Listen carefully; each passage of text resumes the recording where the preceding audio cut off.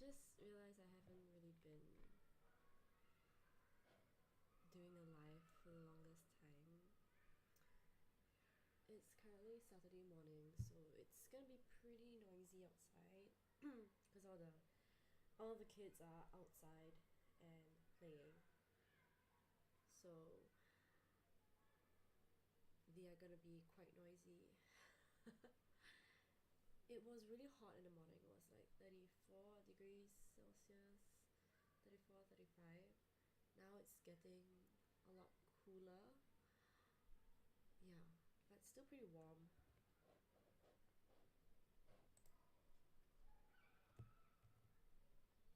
Oh, the trauma books video. It was I think I made that video quite long ago. Oh, you can't hear me? Is my audio too soft?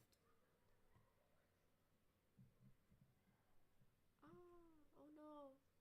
Hmm.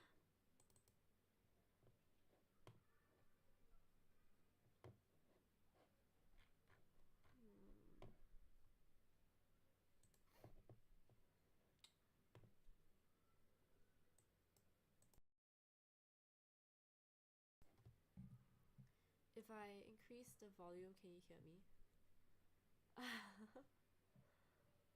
Does it work? Is it louder?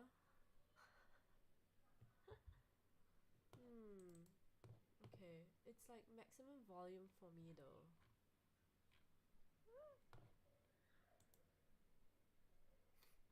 Mm.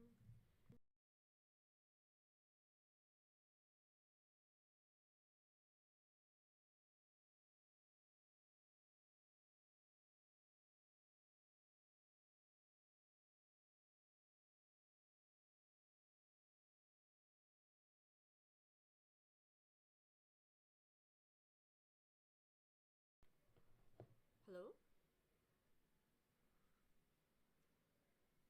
Okay.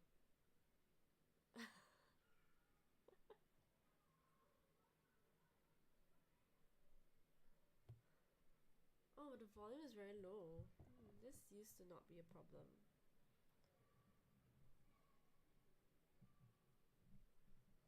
Hmm. Hello.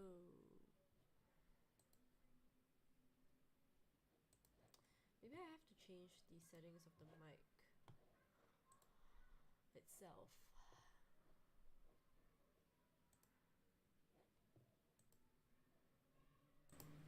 Hello?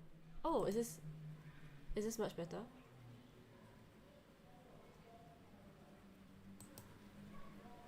Okay. Okay. Yeah.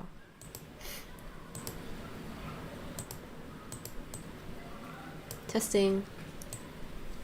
Oh yes, it was the oh, sorry, that was a bit loud. That was the input of the mic that I had to adjust. I hope it's louder now. Let me know if it's too loud. I mean, I can see the audio levels. It's a bit concerning. Okay. Yeah.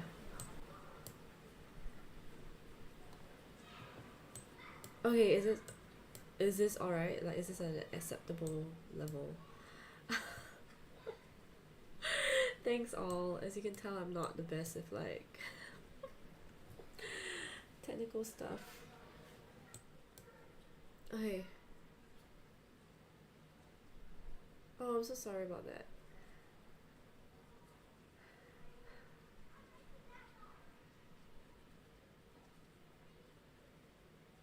Okay. Cool. Okay, there's a lot of you that tuned in.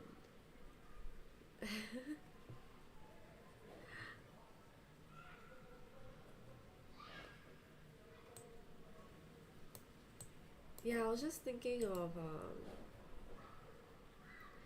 chilling, hanging out, and I realized the last time I did a live was like 2 months ago. And I did lives pretty often. I think because I didn't, yeah, like I had quite a lot of free time at home. But now that I started work again, it's been hard to figure out a better schedule to do all this. Yeah. I've been doing a lot more vlogs and yeah.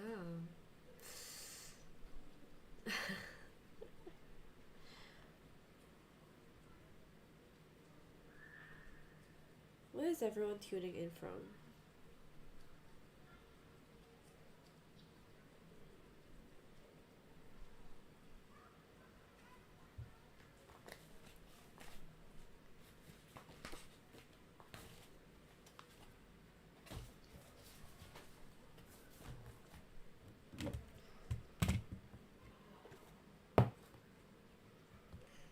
Is my chat not working or...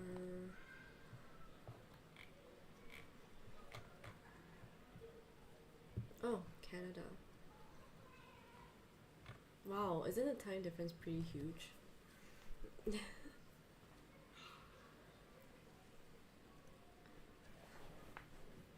Wow. Okay, there's a lot of you in the US.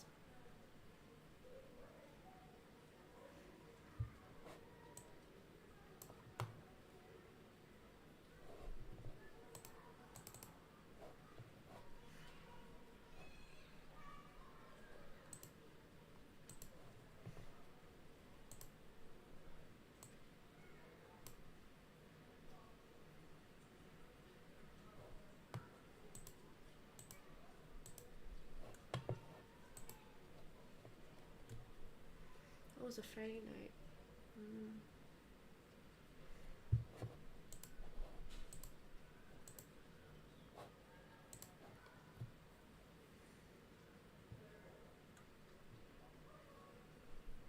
Wow. Okay. I'm always very surprised when I guess like I have viewers from the US tuning in. Yeah, thanks for watching me at this time. It's like prime time, you know, Friday night.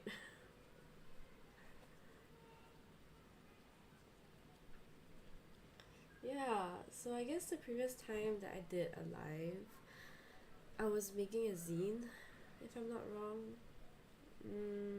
Yeah, and there were several lives where I tried like playing games. So I did a chess live, which I have completely forgotten by now, like the rules and everything. Yeah, and also I guess some of you have joined the Discord, so thank you so much for joining. Yeah, currently it's just like a big group chat for people to chat and things like that. Yeah. It's currently 11 a.m. on a Saturday morning here in Singapore. It's really hot and really warm, really humid. So I've just been sweating a lot.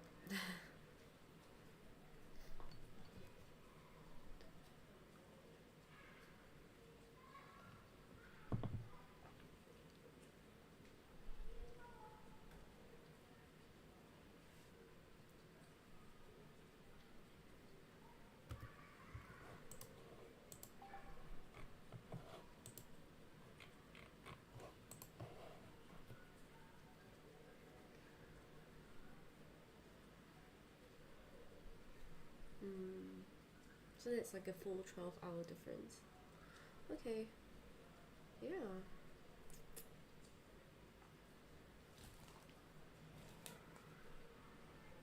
Yeah, I realized that quite a lot of people have been chatting on the Discord about several books and all that. I'm glad to see those conversations happening.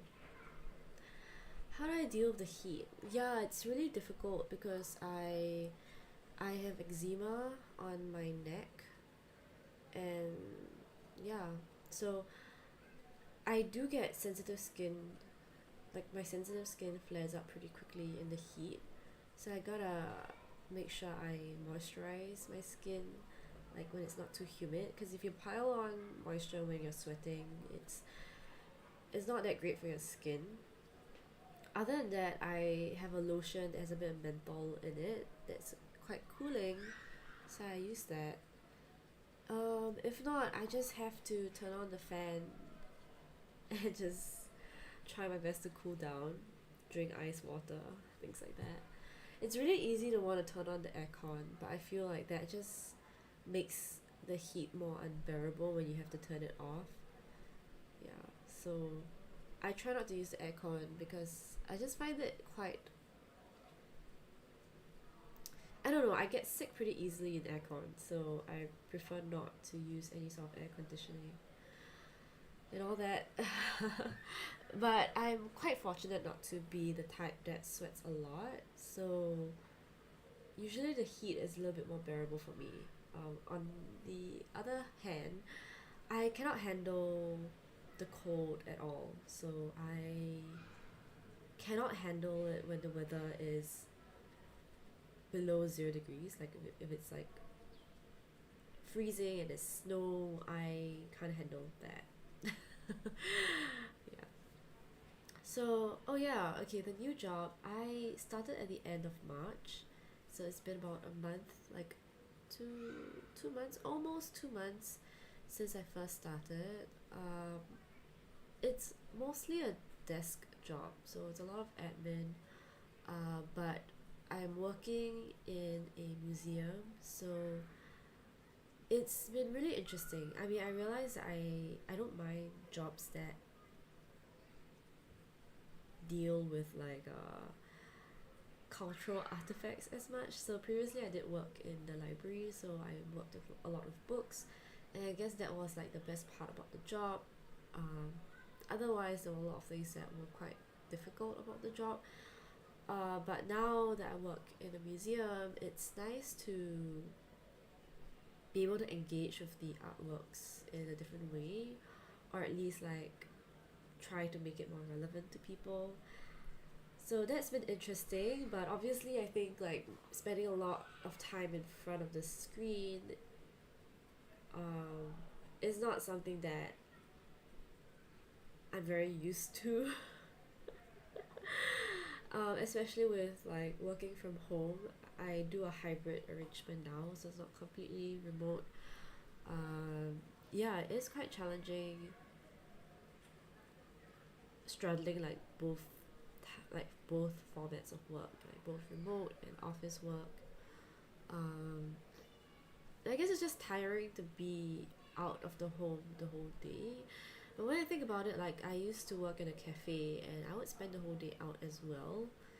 It was physically more tiring, but mentally I was doing pretty well when I was doing cafe work. Like there were stressful periods, there were difficult customers and all that, but um,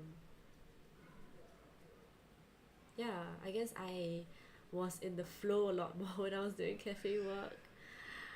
Whereas like I guess with a desk job, it still really amazes me that you can really spend the whole day in front of the screen, and it's not so healthy to be doing that. But taking breaks throughout the day is not so much normalized. I feel like you can't just disappear for a day. As in you can't just disappear for an hour with people not reaching when you're in the middle of a work day. But I feel like that should be normalized though, because I feel like it's not healthy to be static the whole day. I'm actually reading this book called like Movement Matters.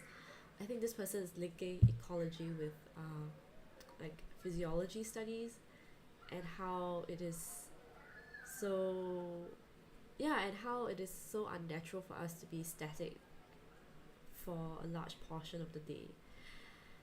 Yeah, so I've been thinking about that a lot and trying to make sure that I move as much as possible, but obviously it's kind of weird, and I've been thinking about whether like am I someone that has like attention issues just because I need to move around a lot more. So I've been thinking about that a lot as well. And recently I've been trying to understand if like if I'm the one that's abnormal or if the office culture is abnormal. Yeah.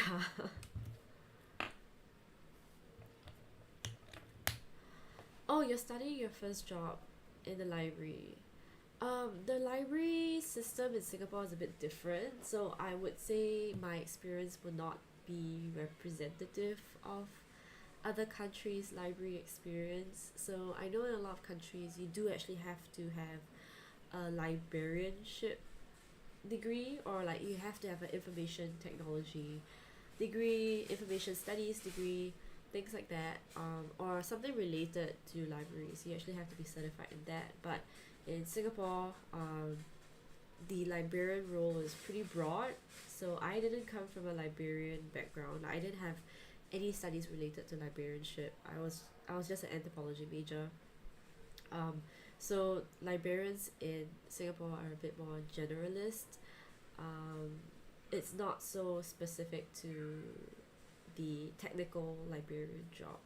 So in that case, I was a bit more of a outreach programs executive equivalent in the library. So I wouldn't say that was really, yeah, like I wouldn't say it is a proper librarian job as compared to the rest of the world, or compared to like international standards of how libraries should be run. Because the libraries in Singapore run as public services, so they are kind of counted as, yeah, like public officers. But for advice, I guess a librarian still does a lot of public facing work. So I guess it's not just about books. I remember watching a video, I think by someone that was making content on being a librarian and all.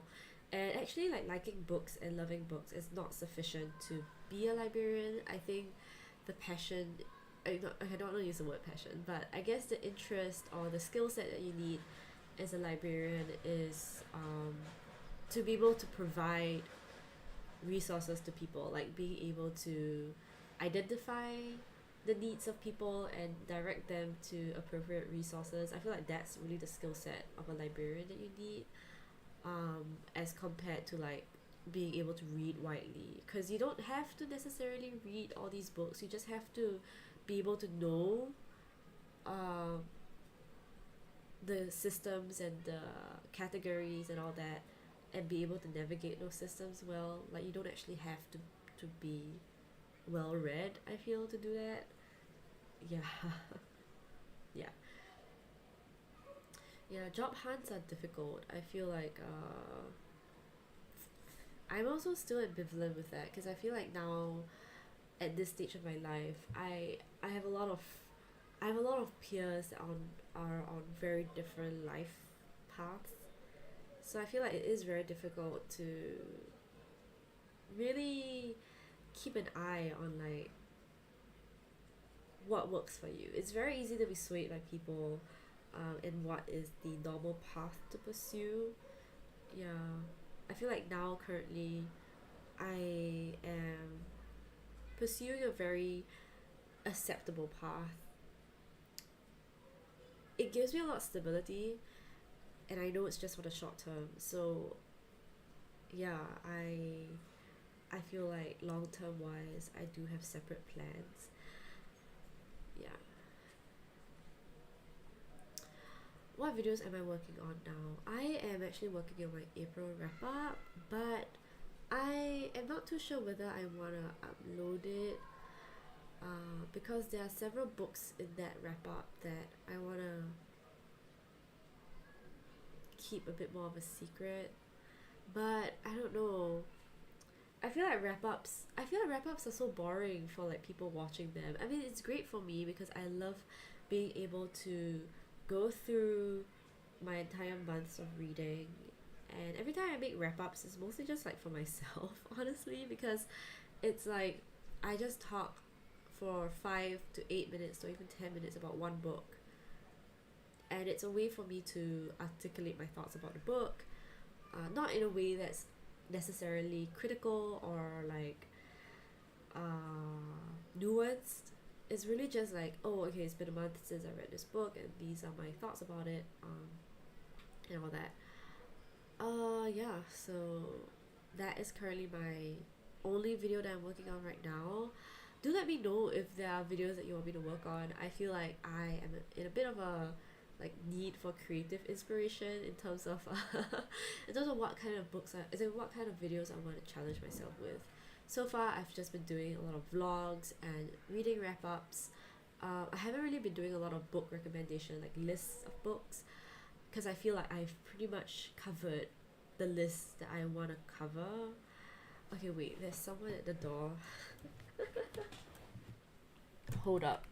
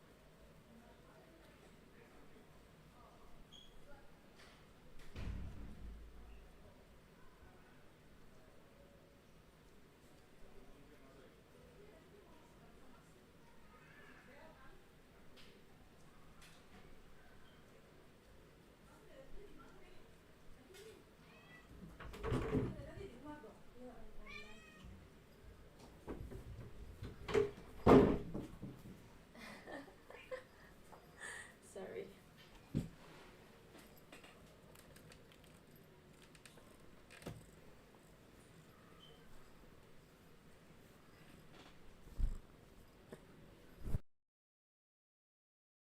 Parents coming home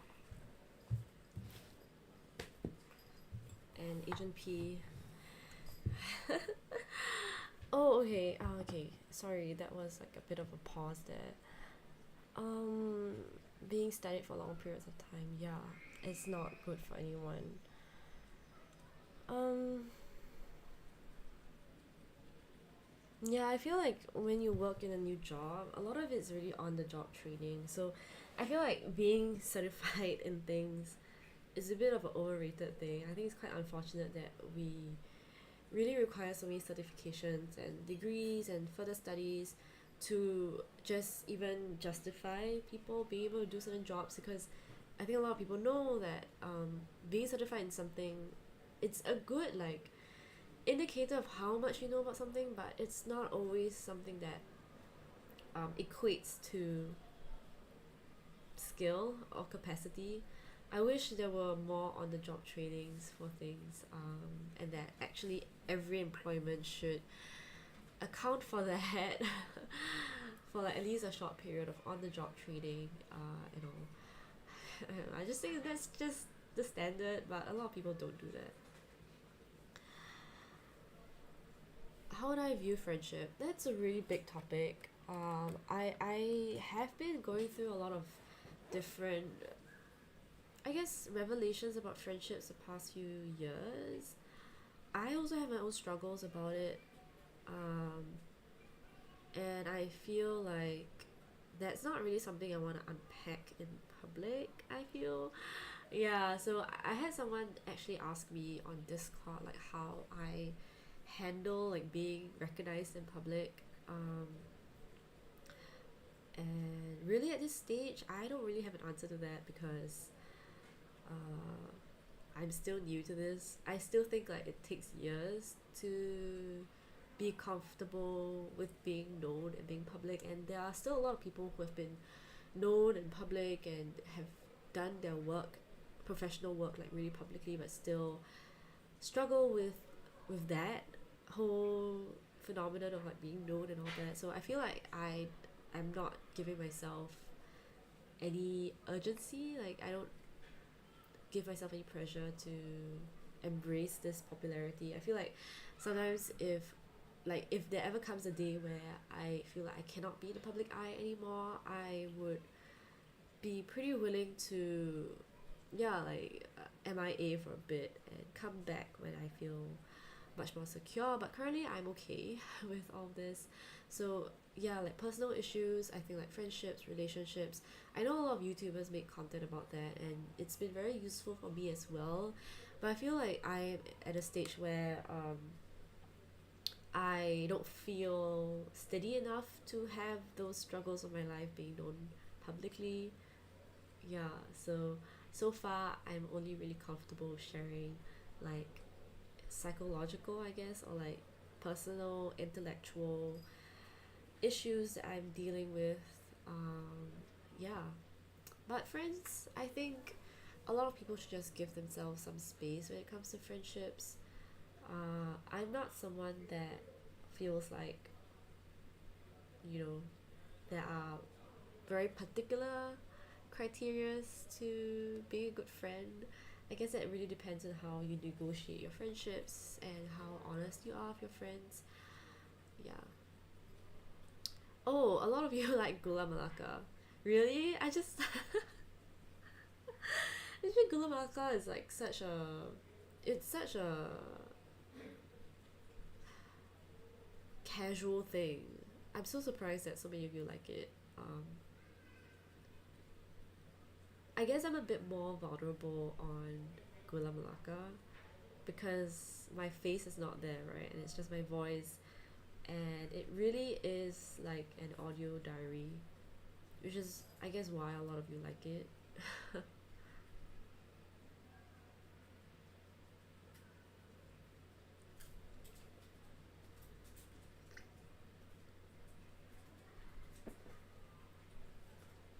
How to look up? Yes. Yeah, actually, I really love that video. I spent a long time preparing for that video on how to look up. I thought it would reach more people because I figured that it would follow the same trajectory of video essays I've done, um, such as like a note on climate anxiety or on like work and labor. So I thought that how to look up was a good continuation of that entire thread of opinions and things to think about. But unfortunately, it didn't do as well as I thought. So that's still something that I feel pretty sad about. That I wish the video did a little bit better. But I'm glad that it's still like on YouTube. Like I'm still glad that it's there. Like I made it. That people can still watch it. Like even a year from now, and hopefully it will be useful for people regardless of when they watch it. Because I think for me, when I made the video, I wanted it to be sort of timeless in a way that people, if they watched it 2 years from now, they would still relate to it, and all that. So I'm glad that I'm glad that so many of you like that video. It's a personal favorite of mine as well. So I enjoyed it a lot. Yeah, and I realized that while making content on YouTube, there are certain trends that I notice. People enjoy videos where the YouTuber um, follows a more, how do I say this, like critical argument without providing resolutions or like ways forward. I guess people don't really, it's not so easy. I mean, I can understand it's not so easy to deliberately seek out solutions. It's much easier to be critical and then leave it at that. Like the brain work that it takes to be critical of something, it's valid in itself. But I feel like a lot of video essays on YouTube are just critical without, yeah, like providing ways forward. And I would say the videos that on my channel that did well followed that format as well. Like, I was being very critical, especially the video on work and labor, and like wait, the one on I don't dream of labor, and then one on the I don't have any ambition.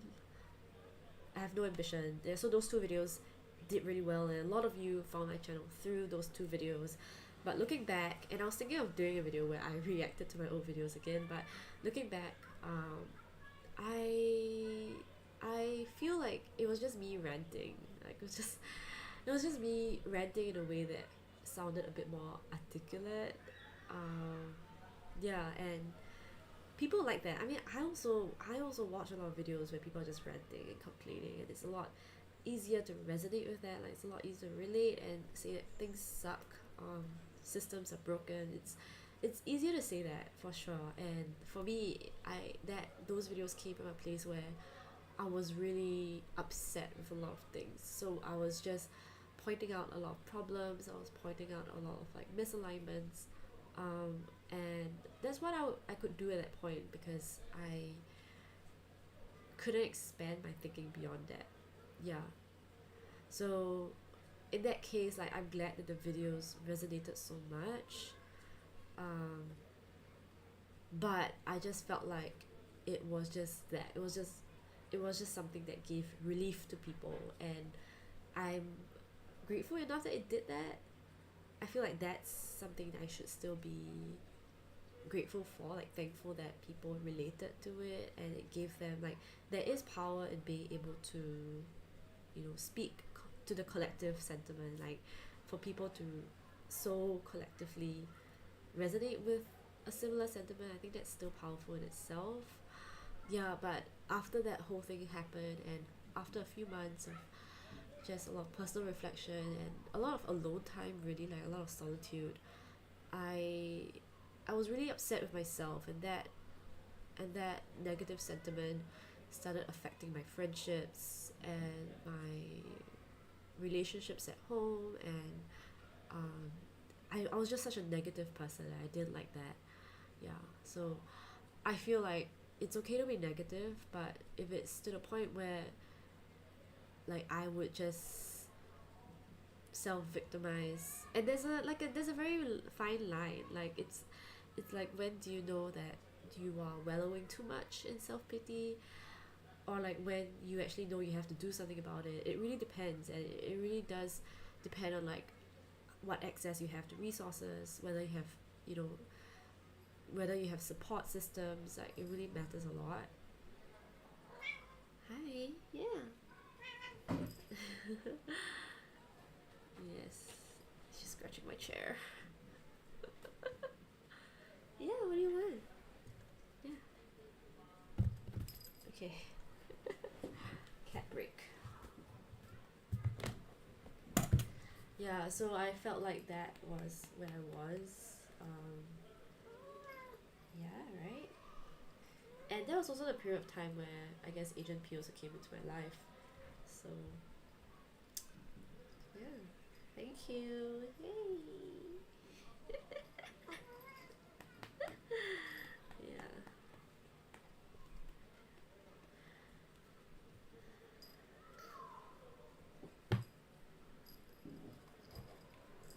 Yeah, so I feel like at this point, even though those were the videos that did really well, I have no intention of replicating those types of videos, because I am at a pretty different state of mind now. Yeah, like, I just want to focus on living out living out my ideals on a day-to-day basis, which is why making vlogs have been so useful for me, in a way that it keeps myself accountable to the kinds of things I pay attention to. I feel like I know that I am, like, over intellectualizing vlogs, but that's what it means to me, at least for now. Yeah. So I'm glad that so many of you like that video. I'm really glad that, yeah, so far it makes sense. Like, this shift in my content. Wow. Hi from hello from Elko, Georgia. Wow. Is that a dabbing emoji? Wow. Oh, ceramics. I don't really actually do ceramics on the regular. Um, yeah. That was just a birthday thing. So my friends brought me to a ceramics class, like a pottery class. Yeah.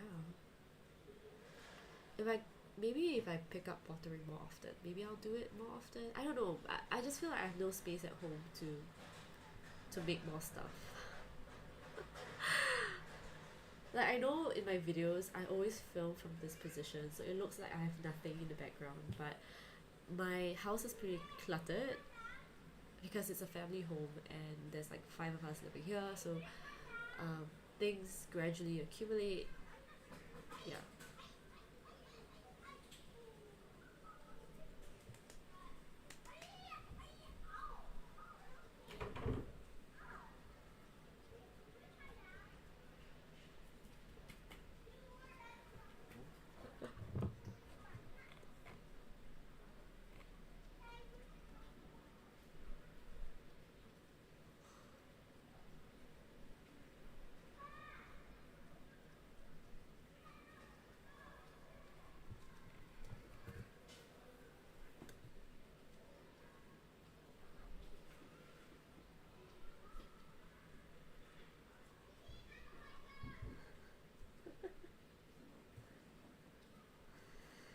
Yeah.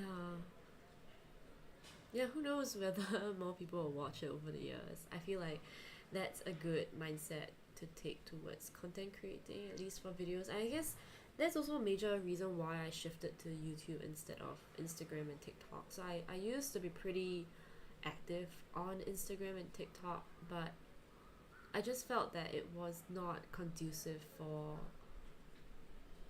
meaningful content, at least. Like it was great for reaching out to new audiences, especially on TikTok. But I just felt that on Instagram it was also very difficult to have nuanced discussions of books or even just like nuanced interactions with people on Instagram. It was mostly aesthetics, and that's important as well, like being able to appeal to the masses in terms of like introducing new ideas and all that. I still think that's really important, but I moved mostly to YouTube because it was the most comfortable space where I could be myself but also be nuanced in the way that I talk about ideas and talk about books and all that. So yeah. How long does it take to make a video? It really depends. For vlogs, it usually takes me about a week or 2 weeks to film enough stuff that I want to share with people, because for me, like every time I go out, it takes me at least another day or two to recover. Because I'm a major introvert, so if I spend the whole day out, I need to recuperate.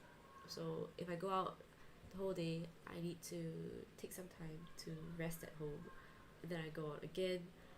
So on average, it does take me at least a week to film a vlog, unless I'm doing a reading vlog. In that case, it will just be 2 days of filming.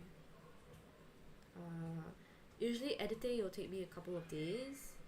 Depends on the type of video again, but usually it takes me about 2 to 3 days to edit a video.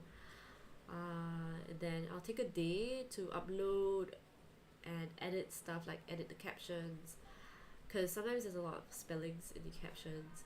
Edit, oh yes, I mean the closed captions, and then I'll edit the caption, make sure that I link all the stuff that I mentioned, make the thumbnail. I mean that takes about, yeah, I do it all like separate days. I guess on average it takes like a week. If I plan things well, I'll have a video out every week, but again, I don't want to hold myself too strictly to that schedule. Yeah, so like I realized that for my YouTube growth, like it hasn't really grown in the past 5 months. So I've been at 18k subs for like the whole year now.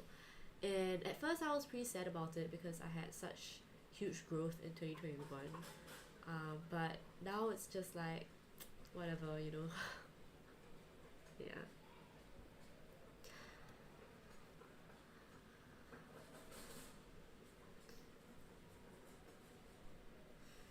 Do I think there's a big difference between Western and Asian cultures and attitudes towards work?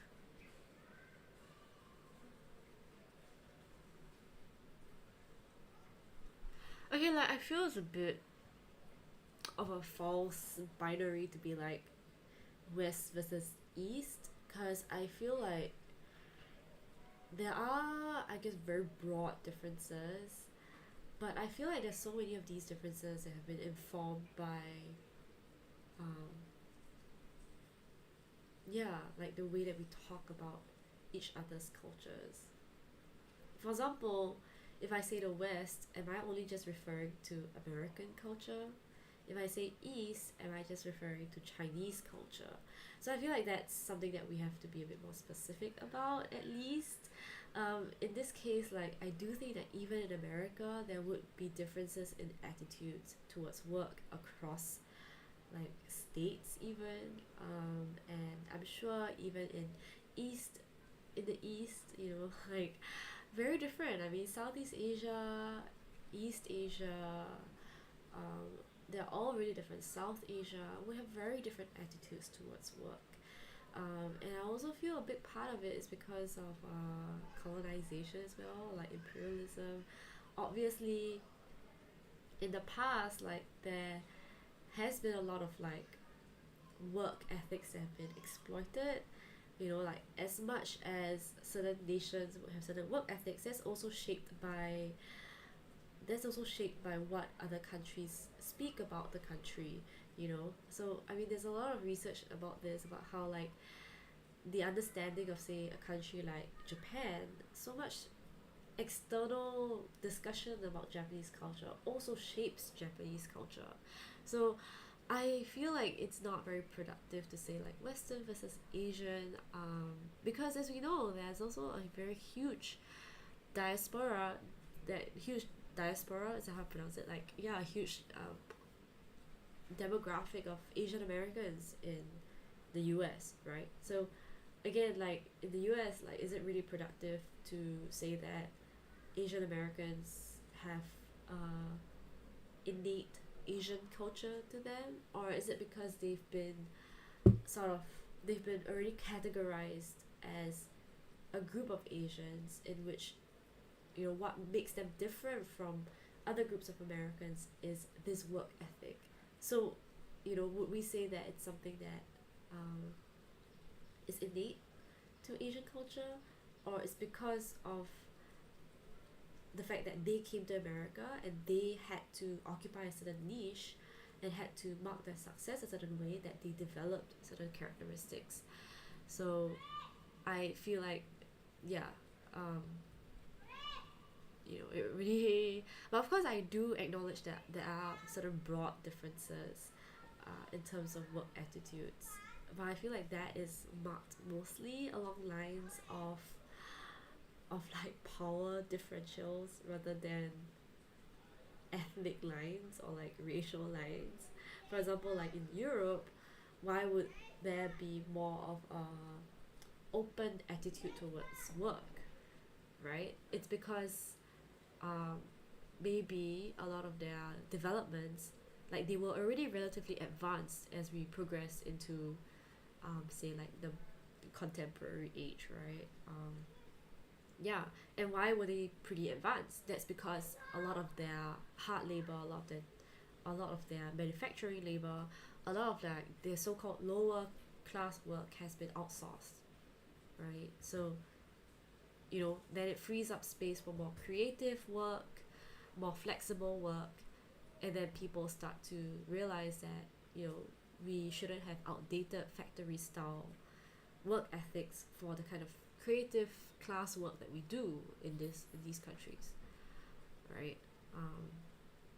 Yeah, so it's not so much that because they're European, it's not just like maybe like a French way of looking at things, but it's really because the development of the history allows certain societies to think about work differently, and I feel like that's the stance that I would take, right? That's a lot more nuanced than like just thinking about racial differences, because it doesn't matter, right? Like, you could have someone that's like, of Chinese descent, like growing up in France and having a completely French attitude towards work, right? Unless then they were socialized in a family where they brought over differences in values towards work and all that, or maybe because they had to be pressured to act in a different way racially from like other French people. Yeah, so I don't think it's like racially innate, if that makes sense.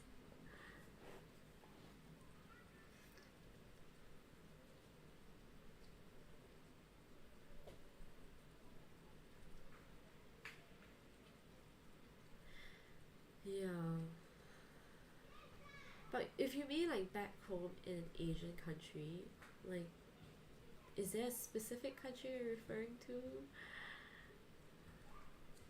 Because I'm pretty sure there are also a lot of people that are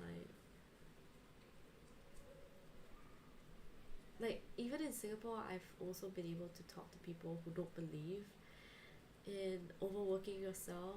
I guess it's like there are all types of people in all types of societies. It's just which communities are the most visible in that way.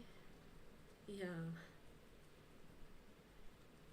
What music am I listening to these days?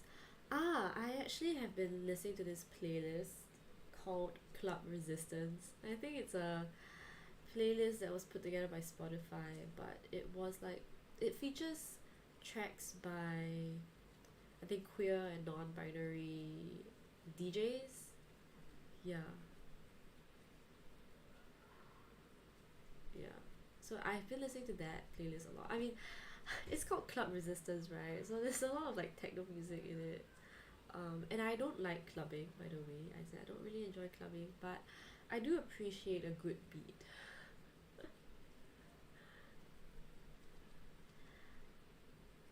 Okay, yeah, the East-West dichotomy. Yeah, I mean, I haven't read much about it, but a lot of the Western versus Eastern debate, it's, yeah, it really just, yeah, it just overshadows the whole, like, actual imperialist conversation that we should be having. Because you're never gonna have anyone on the news, like on a panel, say that this is an imperial, like this is an imperialist overhang or like a colonialist overhang. You just like it's normal and it's socially acceptable to refer to these differences as East versus West. And I think a lot of academic circles have criticized this viewpoint a lot. So it's not like it's just not politically as acceptable to say that this is because of certain imperialist or like colonialist backgrounds. Yeah, but I guess it's also up to us to make it more of a normal conversation, like to make it more common. Because I remember I had this conversation with a colleague before, and I was telling him that I was reading this book on like the presence of colonialism in Singapore, like colonialism in Singapore, and he didn't believe it. He was like, no, you know, we are our own independent country, and it's fine to glamorize raffles. It's fine to pay tribute to our colonizers because they helped to develop Singapore. And I think there is a difference between acknowledging a colonial history and like between that and glamorizing the colonial past. But I feel like in Singapore we still haven't really unpacked that yet. A lot of colonial aesthetics are still associated with high status, high class, and we haven't unpacked that aesthetic as much here. You know, people still think that um, British colonial aesthetics are to be desired, um, yeah, and all that. So there's still a lot of stuff to unpack there, but it's not so common to talk about all this in Singapore. I feel like, yeah. Yeah. Wait, so that just became a whole conversation.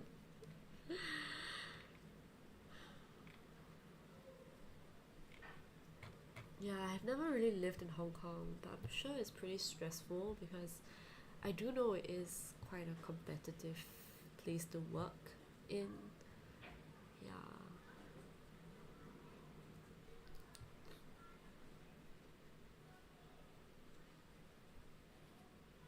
I mean, Hong Kong was also a British colony, so I'm sure there are a lot of parallels with, oh yeah, across countries that have been colonized by Britain.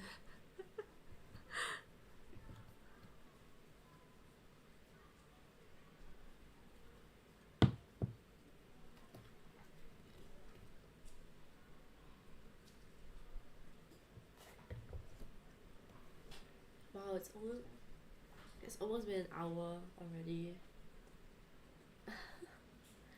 doing this live stream.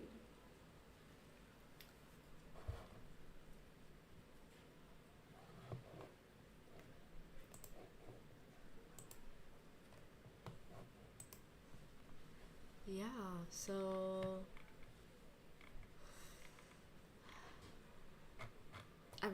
so I'm still pretty glad that so many of you are still interested in my content, because I just feel like I have been doing what's the most comfortable for me the past 2-3 months, and really letting go of the pressure.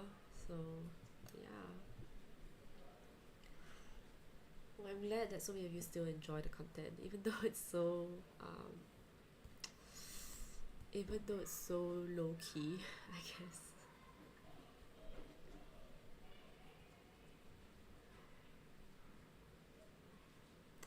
Yeah. Okay. It's almost lunchtime for me here, so I might have to go off soon.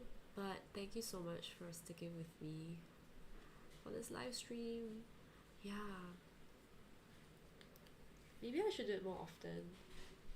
Yeah, but the scheduling is really tough nowadays because my entire weekdays are gone, and my weekends are usually filled with catching up on things I can't do on a weekday.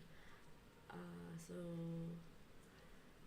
I don't think I can do live streams as frequently. I hope to do at least once a month. Yeah. I will want to do like a fun one at least if I ever reach 20k, but I feel like that would take me a few months. Given the rate of my YouTube analytics.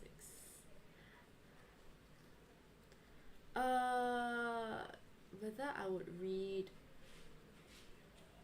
Marxist theory, I feel like I'm not at a stage where I would read classical theory now. Yeah. I might read more contemporary interpretations of classic Marxist theory, but at this point there are other YouTubers that do a better job of talking about those theories, so I don't think you can see me doing that anytime soon.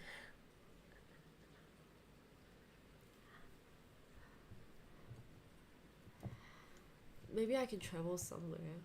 That's an interesting suggestion. Don't know whether I'll be traveling anytime soon.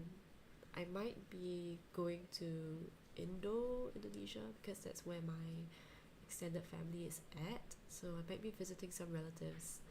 Maybe I'll do it then, but it would be really chaotic, because literally I have a lot of family members. Yeah, but okay, that's a good suggestion. Maybe I'll consider it. Yeah. Hey, thank you all for hanging out, and yeah, see you in my next video. See you at my next video. And if you haven't joined the Discord, please feel free to join it. I think some people have been conversing on the Discord chat and just getting to know each other, so that's fine. That's fun. Yeah. Thanks for joining me.